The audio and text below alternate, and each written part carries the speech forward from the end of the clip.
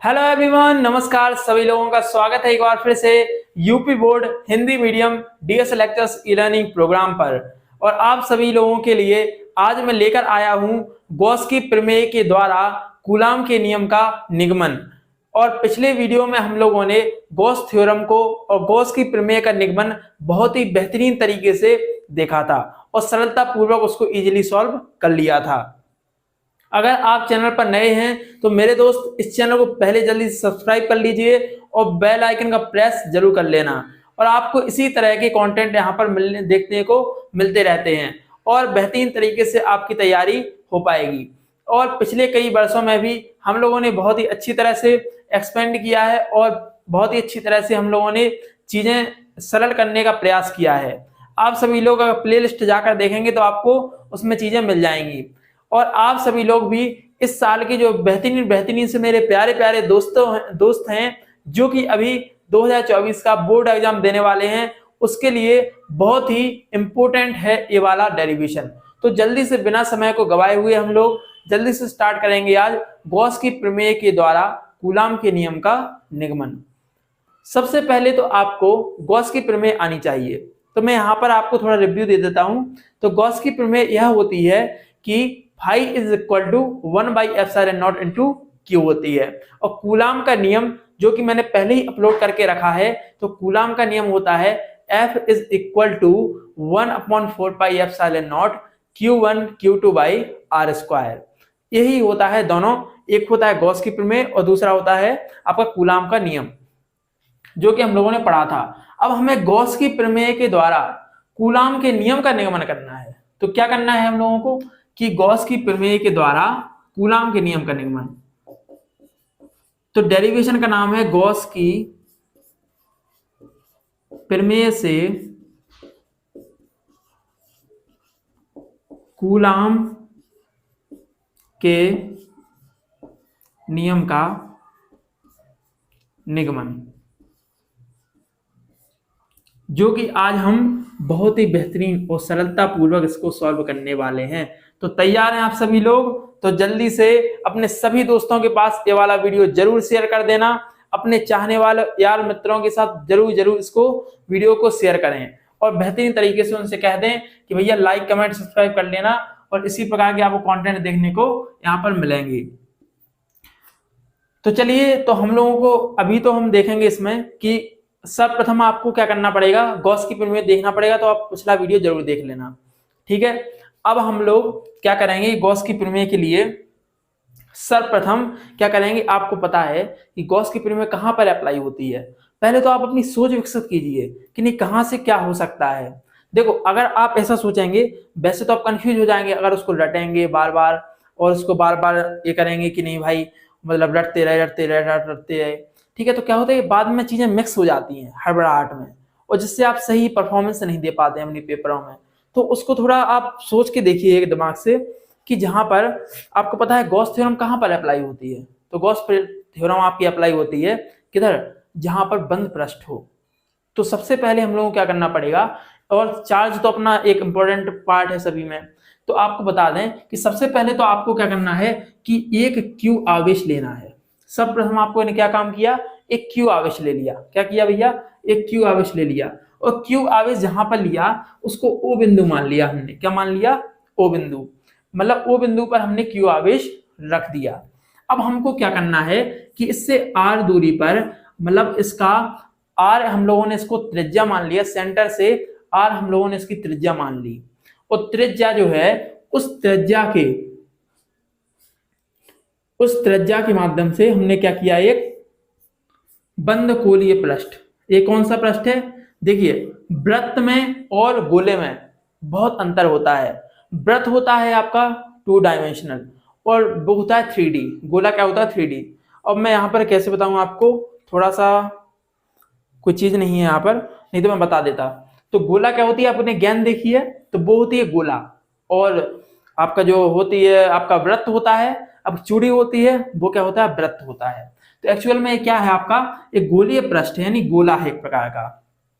इतनी बात तो आपको समझ में आ गई है बेहतरीन तरीके से कि हमने एक क्यू आवेश ले लिया, कहां पर, एक बिंदु हमने ओ माना जहां पर हमने Q आवेश रख दिया और उसी बिंदु से R त्रिज्या मानकर एक बंद गोलीय पृष्ठ की रचना कर दी है।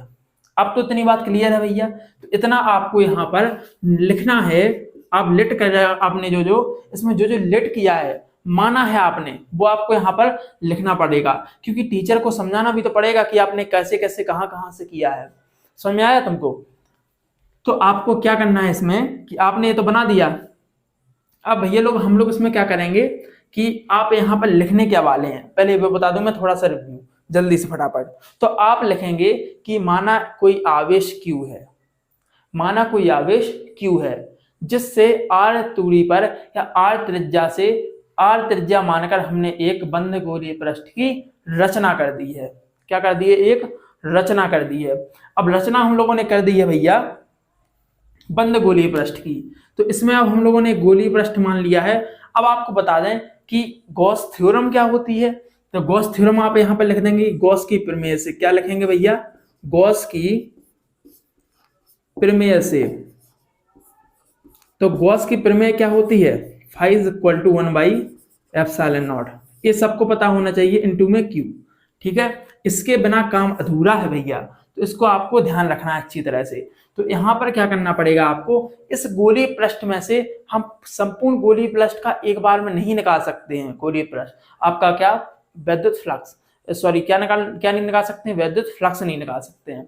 तो हम लोग क्या करते हैं, एक छोटा सा, एक छुटकू सा, एक पतलू सा, हम लोग क्या ले लेते हैं, एक छुटकू सा, एक पतलू सा हम लोग ले लेते हैं, एक सरफेस ले लेते हैं, एक क्षेत्रफल ले लेते हैं। ठीक है, अब हम लोगों ने क्षेत्रफल लिए तो क्षेत्रफल को हम लोगों ने क्या माना? ds, या आपको जो मर्जी आप ये मान सकते हैं। ठीक है, तो हम लोगों ने क्या किया, ds एक क्षेत्रफल ले लिया। क्या लिया भैया? ds एक क्षेत्रफल ले लिया।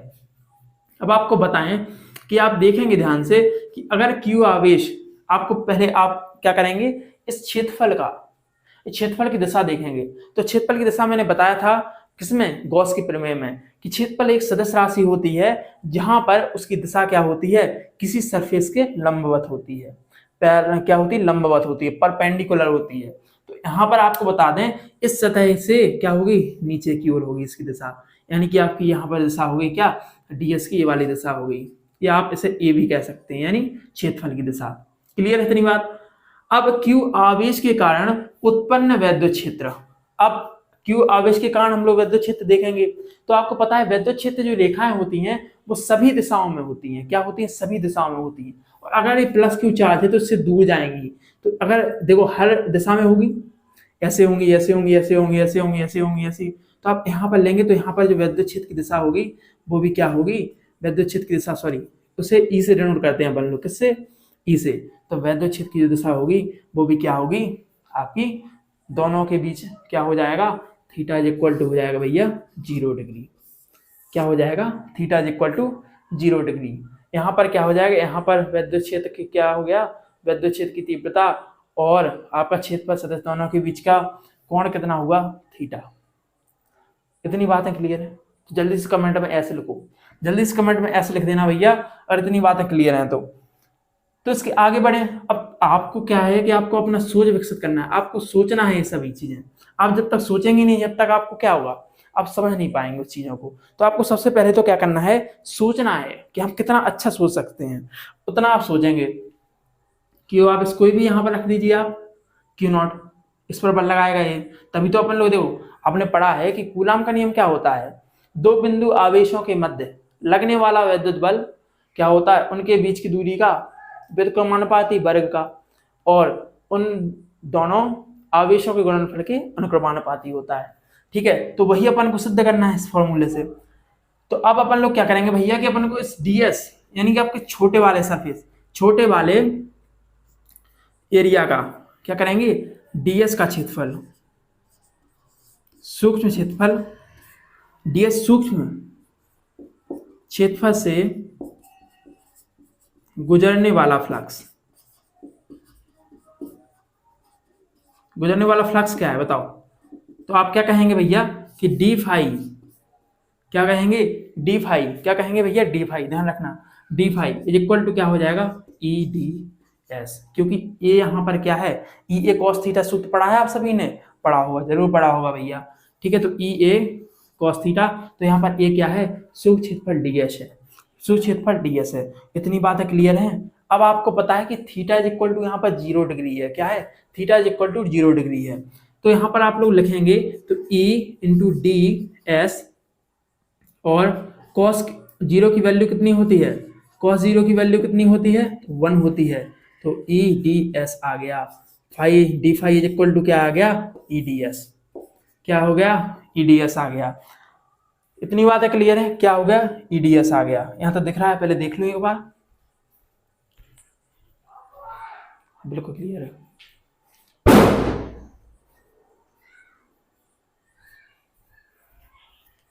चलिए, सो अपन लोगों ने यहां तक देख लिया कि D phi is equal to EDS आ गया, ईडीएस आ गया। अब हम लोगों को क्या कर लिया, हम लोगों ने शुद्ध क्षेत्रफल से गुजरने वाला फ्लक्स तो देख लिया। अब हम लोग क्या करेंगे, संपूर्ण क्षेत्रफल से, यहां पर लिखेंगे संपूर्ण से गुजरने वाला फ्लक्स, संपूर्ण क्षेत्रफल से गुजरने वाला फ्लक्स। तो इसका क्या करेंगे हम लोग, इसका करेंगे संपूर्ण समाकलन। संपूर्ण समाकलन कैसे करते हैं वो भी मैं आपको सिखाऊंगा थोड़ी, देखिए आप ध्यान से इसको। तो ईडीएस अपना ए आ गया था फाइनल में। अब इसका करेंगे हम लोग होल इंटीग्रेशन। क्या करेंगे, होल इंटीग्रेशन। ई तो बाहर निकल आएगा, लेकिन डीएस का काम हो गया भाई, डीएस का काम हो गया। डीएस को हम लोग क्या करेंगे कि यहाँ पर जो होल इंटीग्रेशन क्या करता है, देखो कि ये आपका पृष्ठीय क्षेत्रफल के लिए निकलता है। अब आप यहाँ पर देखेंगे फाई इज इक्वल टू क्या हो जाएगा, आपका हो जाएगा phi is equal to d s के लिए क्या होता है, ई लिख दो यहाँ पर, और 4 pi are square, 4 pi are square. गोले का पक्का पृष्ठ क्या होता है भैया, phi is equal to E into 4 pi are square, DS यानी डीएस का आपका पृष्ठीय क्षेत्रफल 4 पाई आर स्क्वायर। इतनी बात क्लियर, बेहतरीन तरीके से क्लियर होनी चाहिए भैया। अब हम लोगों को क्या करना है, यहां तक तो हम पहुंच गए। अब हम लोगों को क्या करना है, अब फाई दिख रहा है यहाँ पर, अब फाई दिख रहा है तो फाई से लो ना भैया, फाई से काम लो ना थोड़ा, फाई से काम ले लो। फाई से काम लोगे तो यहाँ पर Q अपॉन एप्सिलॉन नॉट हो जाएगा इस जगह पर, और E into 4 pi are square.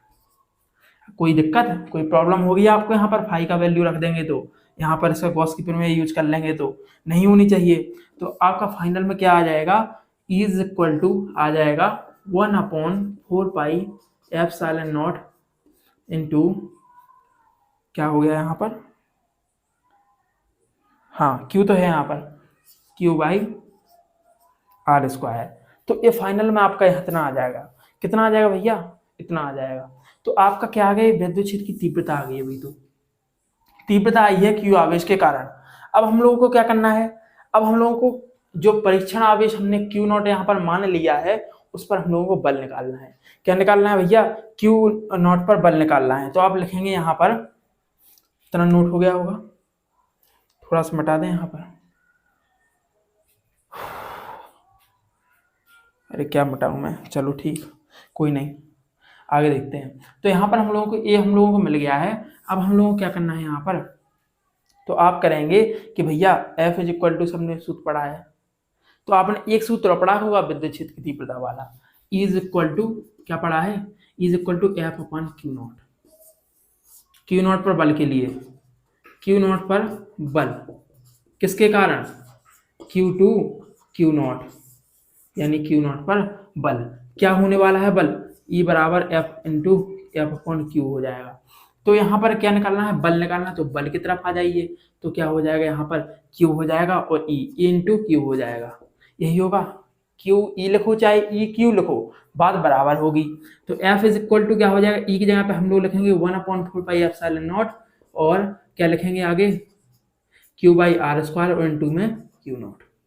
इतना क्लियर, इतना क्लियर है भैया, इतना क्लियर है। अब देखो एक बार, आपको कुछ नजर आ रहा है इस वैल्यू रखने से, तो आपका ये तो भैया, ये तो कूलाम का नियम है, कूलाम का नियम आ गया भैया, कूलाम का नियम आ गया। तो F इज इक्वल टू हो जाएगा 1 बाई 4 पाई एप्सिलॉन नॉट और Q into q naught by are square. और कूलाम चाचा कहते हैं, कूलाम भैया कहते हैं कि किसी भी दो बिंदु आवेशों के मध्य लगने वाला विद्युत बल उन दोनों आवेशों के गुणनफल के अनुक्रमानुपाती तथा उनकी बीच की दूरी के वर्ग के क्या होता है, व्युत्क्रमानुपाती होता है। वही तो आ गया है, देखो F directly proportional to Q1 Q2, और दूसरा टाइप देखिए F is equal to 1/r²। Clear? I hope आपको ये सभी चीजें क्लियर होंगी। इसमें आप लोग नोट कर लीजिएगा, मैं थोड़ा देख लूं कहां तक दिख रहा है।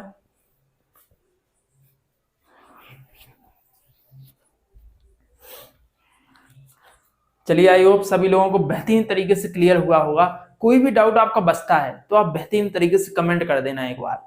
और व्हाट्सएप नंबर के लिए आपको बता दूं कि व्हाट्सएप नंबर भी आप ले लीजिए, व्हाट्सएप पर डायरेक्ट मुझे मैसेज करें अगर कोई दिक्कत होती है तो।